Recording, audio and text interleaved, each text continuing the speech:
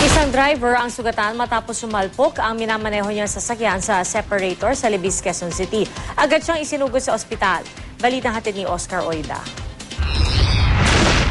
Kung hindi pa sa kanyang emblem, di basta-basta matutukoy kung anong sasakyan ito sa tindi ng tinamang pinsala lalo na sa may unahang bahagi. Pasado 1:00 ng madaling araw nang bigla na lang umano itong salpukin ang separator bago umakit ng Ortigas flyover sa southbound lane ng Libis, Quezon City. Sa tindi ng pagkakasalpok, nagkalat sa daan ang mga pyesa nito.